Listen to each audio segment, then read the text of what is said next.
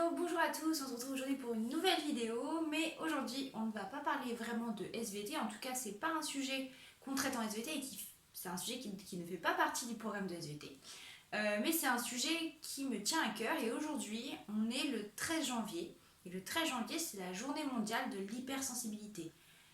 C'est un terme que vous avez tous déjà entendu, c'est d'ailleurs une vidéo que beaucoup d'entre vous m'ont réclamé. Donc aujourd'hui on va parler de ça, je vais vous expliquer ce que c'est l'hypersensibilité. Et donc les curieux, vous pouvez rester avec nous, je vous explique tout ça tout de suite.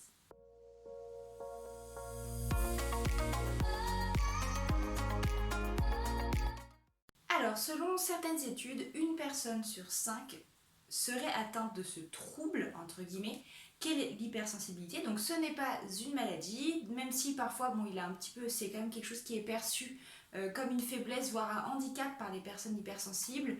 On a même des critiques de notre entourage qui a du mal à comprendre pourquoi on est aussi sensible à tout ce qui nous entoure. Et aussi des réflexions qui peuvent être pas très très sympas, comme oh là là, qu'est-ce que t'es sensible ou qu'est-ce que t'es susceptible. Bref. Donc s'il fallait donner une définition de l'hypersensibilité, on pourrait dire que c'est un trait de caractère, donc ce n'est pas une maladie mais un trait de caractère, avec une sensibilité du coup plus élevée que chez les autres personnes. Donc comme je vous disais, ce n'est pas une maladie, j'insiste vraiment là-dessus, mais c'est quand même quelque chose qui peut être difficile à vivre pour les personnes hypersensibles, parce qu'elles sont vraiment sensibles, extrêmement sensibles à tout ce qui les entoure, et donc c'est pas forcément facile à vivre au quotidien. Donc les personnes hypersensibles vivent les choses de manière beaucoup plus intense que la plupart des gens, et elles se sentent en général dans l'incapacité de se protéger des émotions des autres. Ça veut dire qu'elles vont avoir une certaine empathie, vraiment un excès même d'empathie, et donc elles vont avoir du mal à ne pas se mettre à la place des autres et avoir du mal à prendre du recul sur les émotions des autres, et donc tout ça va énormément les affecter, que ce soit son entourage proche ou son entourage lointain. Mais d'où vient ce trait de caractère? C'est une question qu'on peut se poser. Alors on ne sait pas encore tout à fait quelle est l'origine de ce trait de personnalité. Donc on peut imaginer que cette hypersensibilité va être née d'un maillage entre un trait génétique, donc quelque chose qui va être hérité de famille, enfin de génération en génération, mais aussi potentiellement de l'histoire de la personne. Donc ça peut être dû à l'éducation par exemple, ou alors il peut s'agir de quelque chose qui s'est passé dans notre enfance, ou même pendant notre vie intra-utérine, donc c'est-à-dire quand on était dans le ventre de notre maman. Notre maman évidemment transmet au bébé ses émotions, et donc ça peut être à ce moment-là qu'il y ait eu quelque chose d'important qui s'est passé en termes émotionnels, et qui a donc impacté le trait de caractère de l'enfant. Mais bon, l'origine de ce trouble reste pour l'instant globalement inconnue, on fait des suppositions, on essaie de le connaître de mieux en mieux parce qu'on en parle de plus en plus.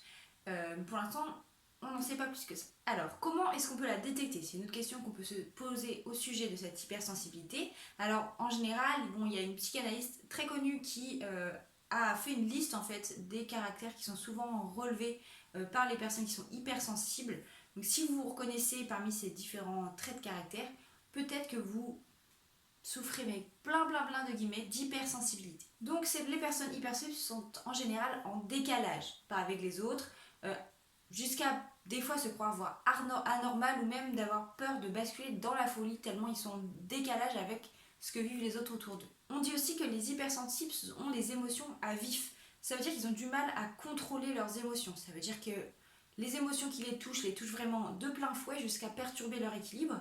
C'est pour ça que souvent les personnes de leur entourage vont dire qu'ils sont à vif ou à cran, voire très susceptibles ou à fleur de peau. Les hypersensibles sont également sensibles en général au regard des autres. Donc les hypersensibles ont en général un rapport aux autres qui les pousse à être assez réservés, timides, voire susceptibles. Bon, évidemment, c'est pas du tout le cas de tout le monde, qu'on se le dise, mais les hypersensibles ont tendance à bien aimer se retrouver seuls dans le silence pour se ressourcer. Mais pour autant, l'hypersensibilité n'est pas du tout égale à timidité, ou en tout cas, c'est pas du tout quelque chose qui passe inaperçu. Au contraire, en général, hypersensibilité va souvent avec originalité. Donc ça va être des personnes qui vont être très originales dans leur façon d'être, ou dans leur façon de s'habiller par exemple. Et dernier trait de caractère très important, empathique à l'extrême. Comme je vous disais tout à l'heure, les personnes qui sont hypersensibles sont en général très empathiques, ça veut dire qu'ils vont se mettre facilement à la place des autres et donc ressentir leurs émotions de plein fouet, de façon des fois, on se demande comment c'est possible, mais bien sûr ces personnes ne font pas exprès et ils sont pas juste à fleur de peau, ils ont vraiment une sensibilité bien particulière, bien à eux. Et évidemment ils partagent les émotions